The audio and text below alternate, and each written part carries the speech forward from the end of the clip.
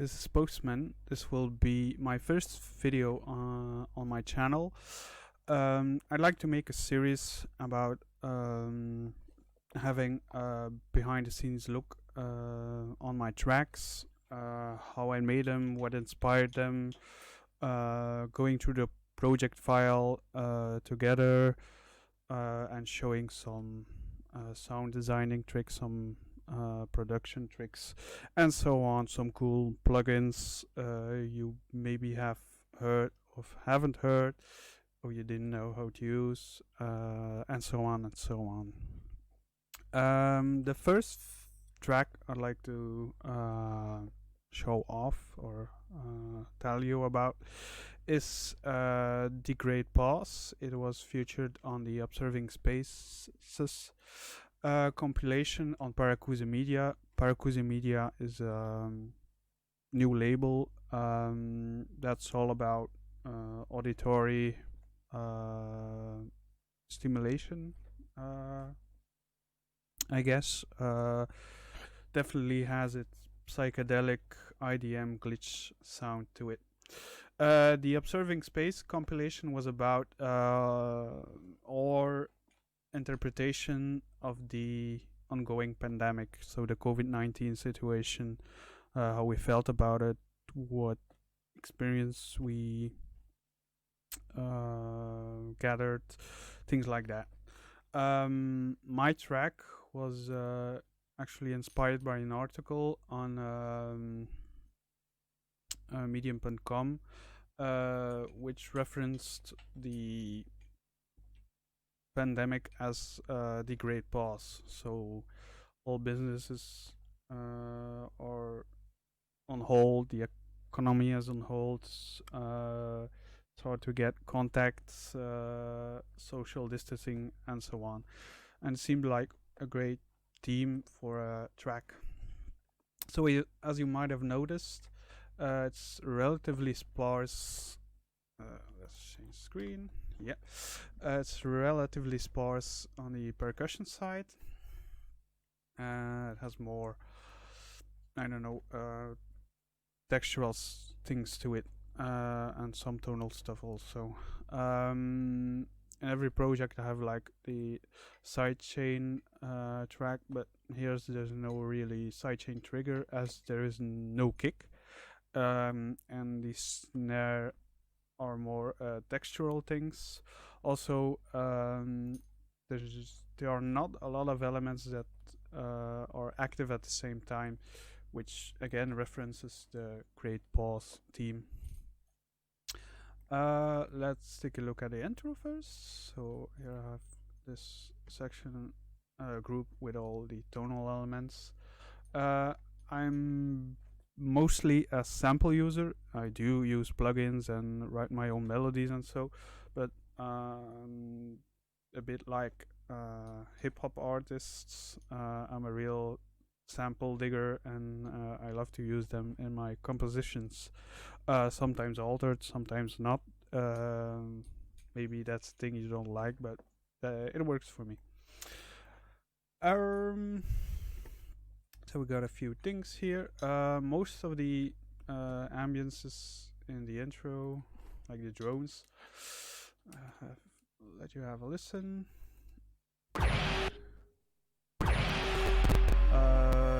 They were made in the Reaktor. You have like a huge library of drone making ensembles in Reaktor, and use those to create some cool ambiences.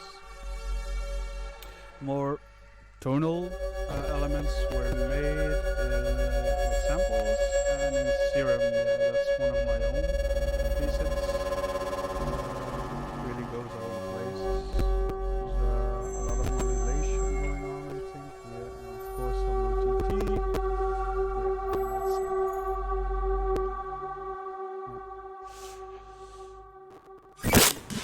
Yeah, intro. Oh, that was loud. The intro and fades in into builds up some tension, and then actually drops in volume. There's like a reverb tail going on, connecting the intro and drop lighting. Okay. Then one of the more main elements is of course the bass thing, textural thing going on in the drops, which is so it's call and answering with the snare textures. Like I said, it's not a conventional track where I have bass elements and tonal elements and percussion elements. It's more all like textures and washed out. So the basses were mostly made with were solely made with samples, and these samples are coming from sample packs from the artist called Xor. I'll type it in for you. Yeah, you really should look it up on Bandcamp. He has like pay what you want sample packs. They're really good, and the world needs to know about it. It's really awesome. Okay, so there's like really phasey like basses, and I've manipulated them further with some device rack I've made. So the all pass machine is like a collection of all OTTs next to each other, and I can automate the crossover frequencies, the amount, the time scaling, and so on. So it really pushes all the artifacts in a sound, so we can really hear them well. Same with the bass underneath, and this one is modulated by an autopan, doing triplets. So it's not auto panning; it's actually being kind of a ring modulator, I guess. Yeah. So like you hear, the all pass really pushes the sounds, the textures, and one more subby part underneath, which is intensified by the Renaissance bass plugin. Okay, so let's go to the drum track. So here are the main snare thingies. Yeah, it's with utility on the main snare bus. So I use that a lot to mix, so to check if everything is mono compatible. Mono compatible, yeah, that's how we say it. I mainly use Wider. It's a free plugin from Polyverse, which is Infected Mushroom, their VST label, something like that. Then the utility, sometimes to mono things or mono some things from a certain frequency, and then the isotope imager, mostly to check if the polarity is okay. Okay, so all the snares are of course samples, and apparently I made some in Serum, which is something I do not often do. The main snares in this section are from the Little Snake pack on Splice from the Ranraku label.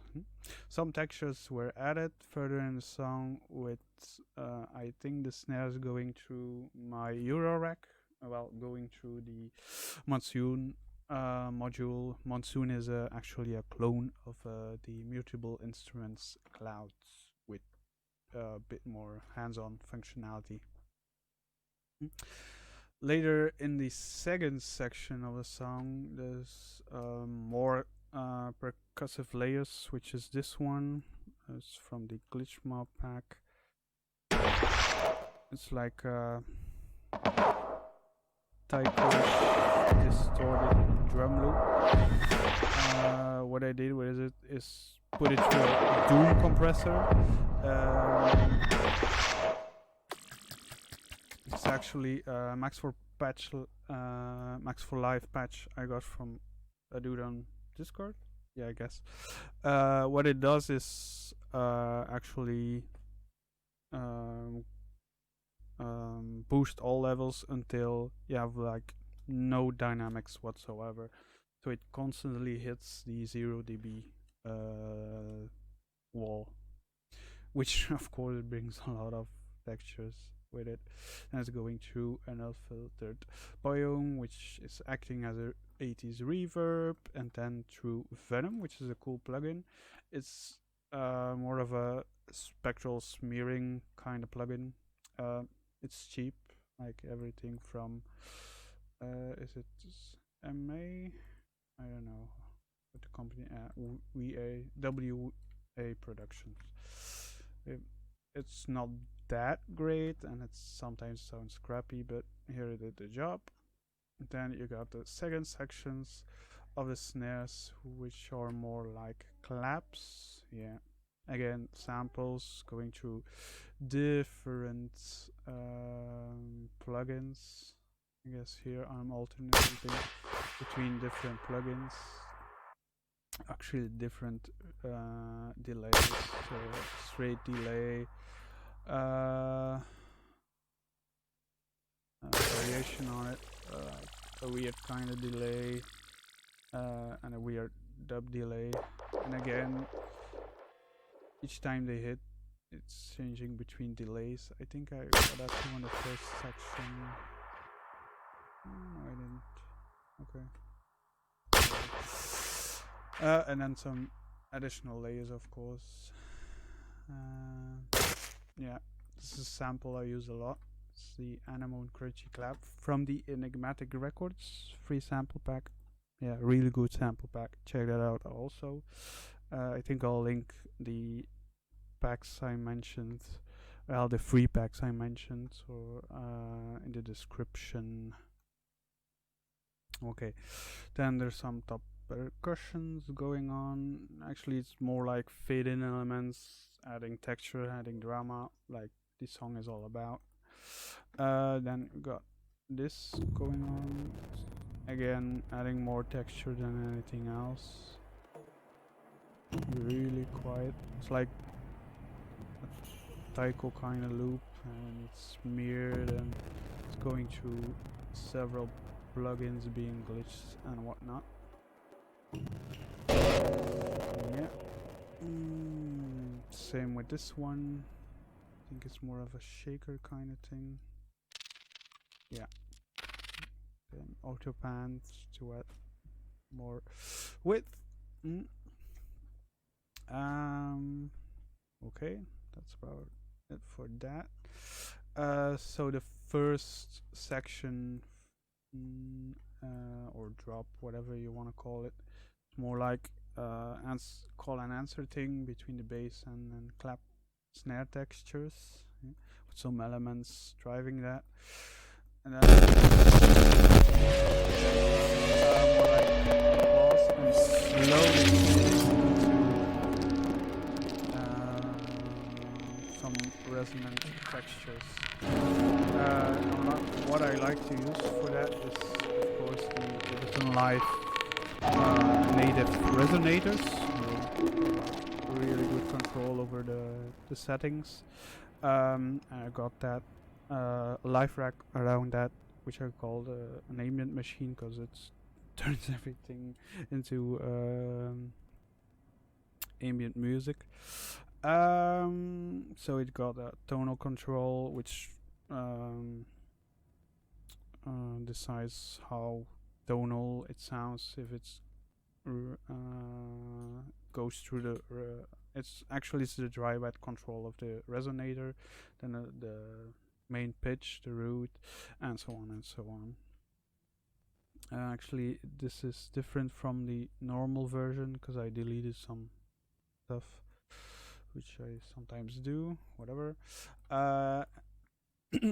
And this screechy bass is slowly going into that ambient machine, and then in the second section, the basses from the first section are also going into that resonator, which making a weird like jazzy chord with the root on F sharp.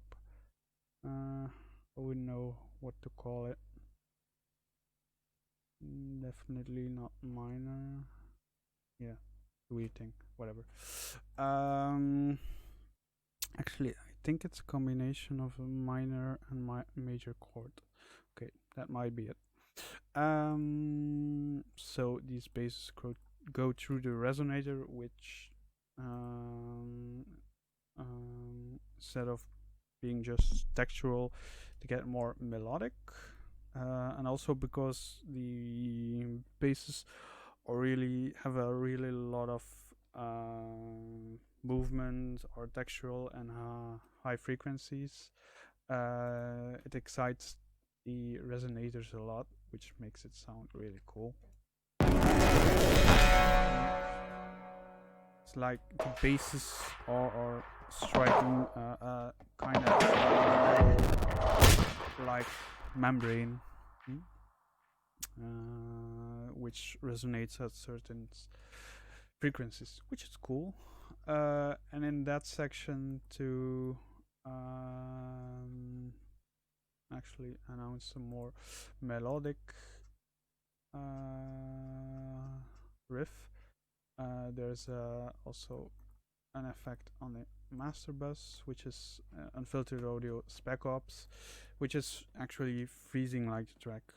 I'll have you have a listen. This is actually freezing the audio, which sounds like, yeah, my dog crashed, which it sometimes do, of course. And I think that's about it. If you got any more questions, let me know in the comments. If you want to see stuff, have some patches, also let me know. Please check out the Observing Spaces compilation on Paracusa Media. It's available on Bandcamp. It's definitely worth a listen. There's like artists like Sunk and Jim Kimchi on it. Hypercube, Block Data, Jabberwock, Frank Riggio, and so on and so on. Yeah, really love some of these tracks on it. So what I'll leave in the comments, in the description, is a link to the article that kind of inspired the track, and the free sample packs I mentioned. Hit a like if you want, subscribe if you want.